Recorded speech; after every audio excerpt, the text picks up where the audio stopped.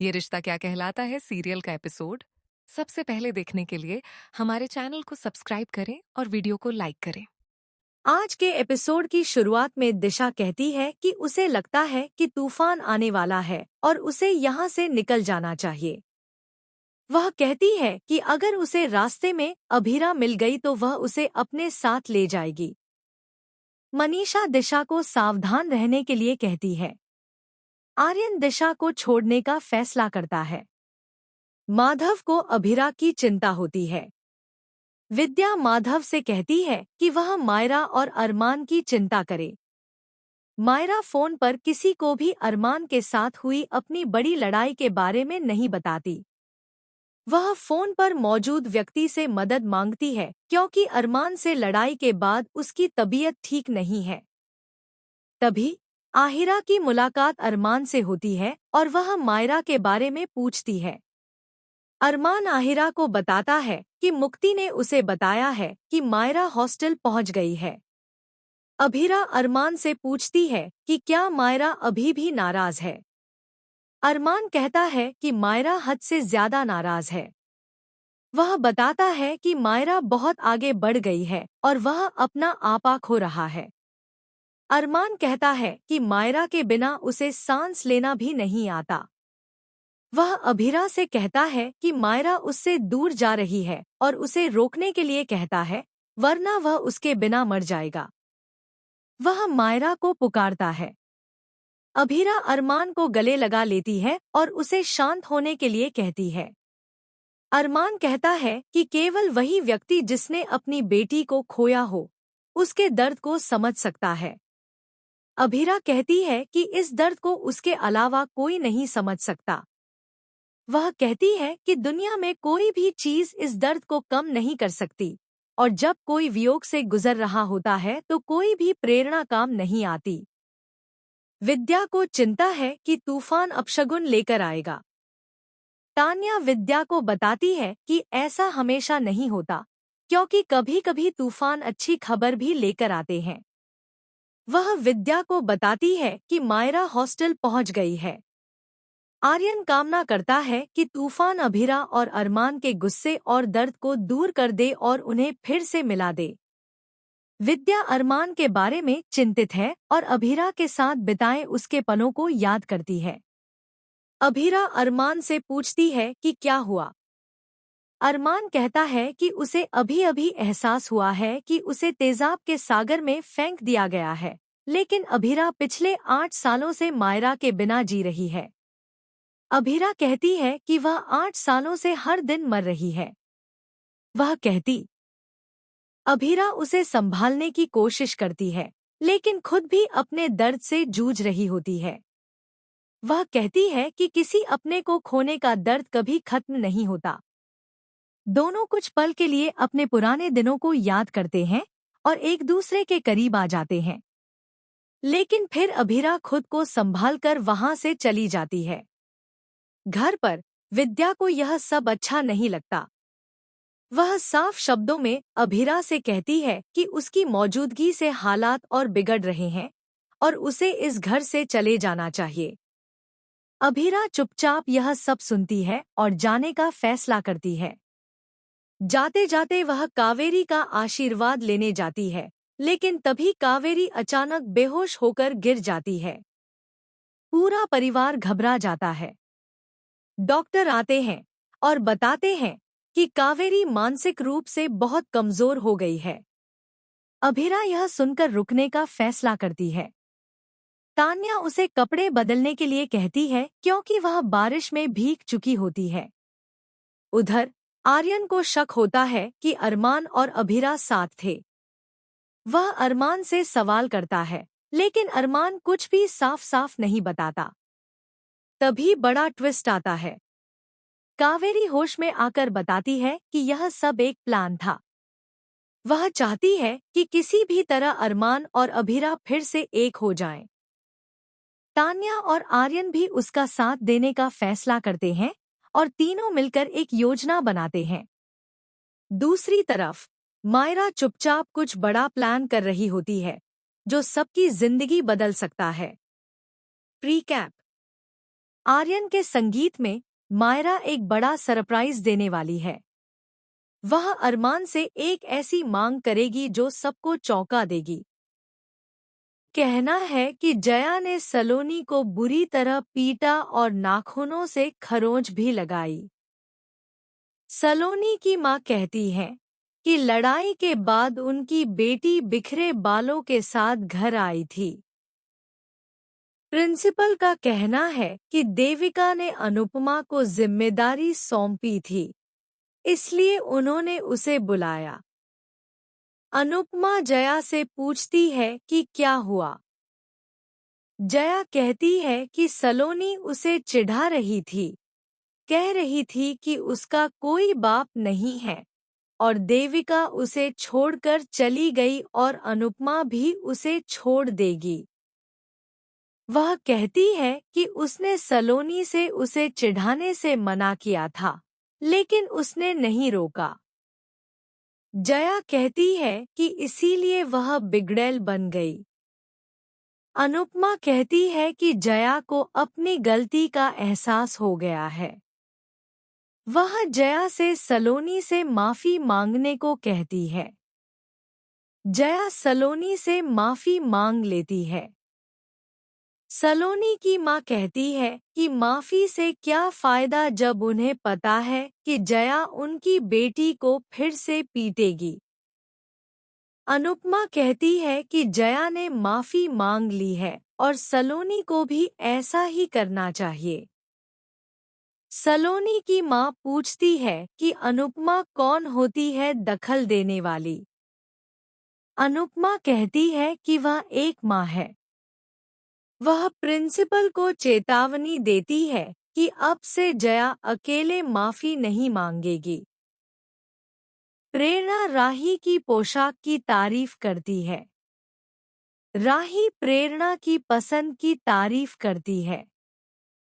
वह कहती है कि प्रेरणा को उसे तोहफे देना बंद कर देना चाहिए। प्रेरणा कहती है कि राही उसका साथ देती है, इसलिए वह उसे तोहफे देती है।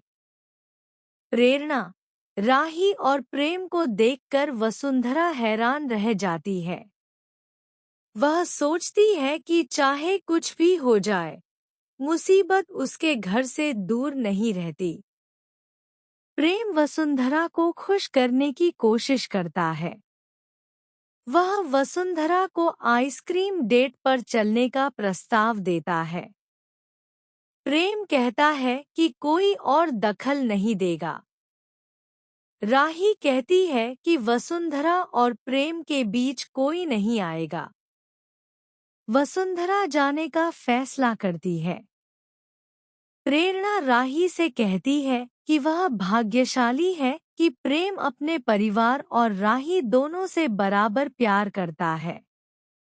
राही कहती है कि वह वाकई भाग्यशाली है। प्रेरणा राही को कॉफी डेट का प्रस्ताव देती है। राही कहती है कि वे आज शाह हाउस जा रहे हैं। अनुपमा कहती है कि माता-पिता बच्चों को स्कूल इसलिए भेजते हैं ताकि उनके साथ समान व्यवहार हो सके।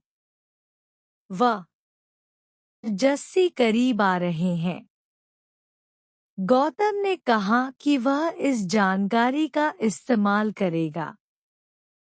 अंश गौतम पर कानूनी नोटिस भेजने के लिए गुस्सा हो जाता है। जस्सी अंश से चिंता न करने को कहती है। अंश कहता है कि जस्सी के साथ वह आत्मविश्वास महसूस करता है। जस्सी और अंश गोवा में अनुपमा से मिलने की योजना बनाते हैं। वहां अनुपमा फर्श साफ कर रही होती है। दिग्विजय अंदर आता है और अनुपमा उसे रोकते हुए कहती है कि वह फिसल सकता है। जया एक बंद कमरा देखकर उत्साहित हो जाती है। दिग्विजय कहता है कि कोई भी बंद दरवाजे के पास नहीं जा सकता। वह बंकू को नियम न बताने के लिए डांटता है। दिग्विजय कहता है कि अगर किसी ने नियम तोड़ा तो उसकी नौकरी चली जाएगी। अनुपमा बंकू से अपनी वजह से डांट खाने के लिए माफी मांगती है। बंकू कहता है कि उसे तो हर रोज डांट पड़ती है। जया अनुपमा से कहती है कि दिग्विजय बहुत गुस्सैल स्वभाव का है और उसने तो उसे सज्जन समझा था। अनुपमा जया को समझाती है। जया कहती है कि उसे भूख लगी है। अनुपमा कहती है कि वह खाना पैक करना भूल गई थी। वह जया को केला खाने के लिए मना लेती है। जया चुपचाप रोती है। राही को प्रांशी को संभालने की चिंता सताती है। अनुपमा सोचती है कि राही अकेले प्रांशी को कैसे संभालेगी। आगे अनुपमा अपना पौधा रखने का फैसला करती है और दिग्विजय से अनुमति लेती है। वह देखती है कि दिग्विजय के पौधे पर किसी की तारीख लिखी हुई है। वह बंकू से इसके बारे में पूछती है। बंकू उसे बताता है कि सावी दिग्विजय की बेटी है। अनुपमा चौंक जाती है। एपिसोड समाप्त। रिकैप। राही और प्रेमा का इंतजार करते हैं। प्रेमा उपहार लेकर लौटती है। अनुपमा को बंद कमरा खुला मिलता है। वह चुपके से अंदर जाती है और दिग्विजय को वहां गाते नाचते देखती है। दिग्विजय अनुपमा को झांकते हुए देख लेता है और चिल्लाकर पूछता है कि उसकी हिम्मत कैसे हुई हमारा लेना। दिग्विजय का जीवन दुखों से भरा हुआ लगता है। अनुपमा उसके लिए आशा की किरण बनकर आएगी। वह दिग्विजय को उसके दर्द से उबरने में मदद करेगी। यह देखना दिलचस्प होगा कि अनुपमा सफल होती है या नहीं। इसके अलावा अंश, जस्सी, प्रेम और राही गोवा जा सकते हैं। क्या दिग्विजय अनुपमा के परिवार का स्वागत करेगा? इस नहीं है। वह उसे खाना बनाना सिखाता है। दुआ ने विक्रांत को गले लगाकर धन्यवाद दिया। विक्रांत को दुआ से कुछ जुड़ाव महसूस होता है। दुआ बंटी को जगाती है।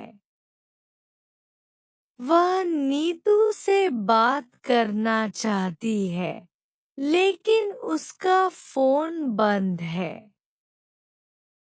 विक्रांत उसे बात करने के लिए अपना फोन देता है।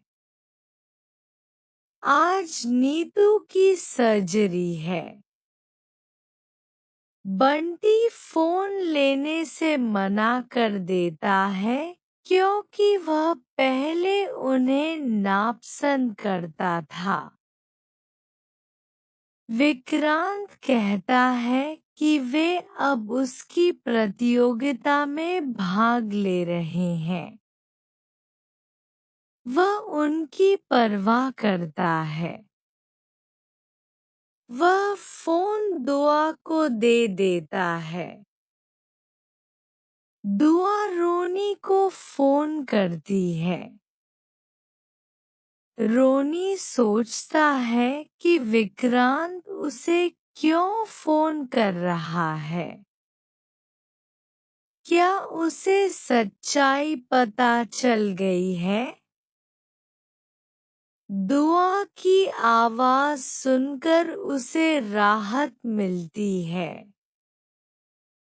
दुआ नीतू से बात करती है। वह उसे बताती है कि उसने प्रतियोगिता का पहला राउंड जीत लिया है। वह नीतू से कहती है कि वह जल्द से जल्द उससे मिलने आएगी। उसने नीतू के ठीक होने की प्रार्थना की। विक्रांत अपनी माँ की आवाज सुनकर भावुक हो जाता है। दुआ विक्रांत से कहती है कि वह नीतू की लाडली है। वह सिर्फ नीतू की बात सुनती है। जब नीतू उसे खाना खिलाती है तो वह आज्ञाकारी होकर खाती है। वह नीतू से बहुत प्यार करती है। विक्रांत सोचता है कि नीतू भी उसके साथ ऐसा ही व्यवहार करती थी। विक्रांत दुआ से पूछता है कि क्या उसने यह प्रतियोगिता नीतू के लिए नहीं, बल्कि उसके लिए ही भाग लिया है? दुआ मानती है कि उसने यह प्रतियोगिता नीतू के लिए ही शुरू की है। उसे यह पैसा नीतू की सर्जरी के लिए चाहिए। विक्रांत उससे पूछता है कि उसके सपने का क्या हुआ। वह कहती है कि उसने इसमें भाग लेने का सपना देखा था, लेकिन विक्रांत की वजह से वह भाग नहीं ले पाई। उसकी माँ ने उससे कहा था कि परिवार और दोस्तों के सामने पैसा कुछ भी नहीं है। उन्होंने उसे अपने परिवार को महत्व देने के लिए कहा था। विक्रांत उसकी प्रशंसा करता है। मन्नत वहां आती है। विक्रांत देर से आने पर उसे डांटने का नाटक करता है। मन्नत दुआ को वहां से ले जाती है। विक्रांत सोचता है कि दुआ एक अच्छी बच्ची है। बाद में यशिका देखती है कि उसके नकली माता-पिता गायब हैं। वह उन्हें फोन करती है। मल्लिका फोन उठाती है। वह उसे एक सुनसान जगह पर मिलने के लिए कहती है। यशिका वहां मिलने के लिए मान जात। ये अपने पुराने दिनों को याद करते हैं और एक दूसरे के करीब आ जाते हैं। लेकिन फिर अभीरा खुद को संभालकर वहां से चली जाती है। घर पर विद्या को यह सब अच्छा नहीं लगता। वह साफ शब्दों में अभीरा से कहती है कि उसकी मौजूदगी से हालात और बिगड़ रहे हैं और उसे इस घर से चले जाना चाहिए। अभीरा चुपचाप यह सब सुनती है और जाने का फैसला करती है। जाते जाते वह कावेरी का आशीर्वाद लेने जाती है, लेकिन तभी कावेरी अचानक बेहोश होकर गिर जाती है। पूरा परिवार घबरा जाता है। डॉक्टर आते हैं और बताते हैं कि कावेरी मानसिक रूप से बहुत कमजोर हो गई है। अभिरा यह सुनकर रुकने का फैसला करती है। तान्या उसे कपड़े बदलने के लिए कहती है क्योंकि वह बारिश में भीग चुकी होती है। उधर आर्यन को शक होता है कि अरमान और अभिरा साथ थे। वह अरमान से सवाल करता है, लेकिन अरमान कुछ भी साफ साफ नहीं बताता। तभी बड़ा ट्विस्ट आता है। कावेरी होश में आकर बताती है कि यह सब एक प्लान था। वह चाहती है कि किसी भी तरह अरमान और अभिरा फिर से एक हो जाएं।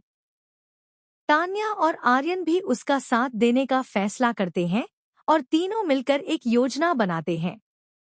दूसरी तरफ मायरा चुपचाप कुछ बड़ा प्लान कर रही होती है, जो सबकी जिंदगी बदल सकता है।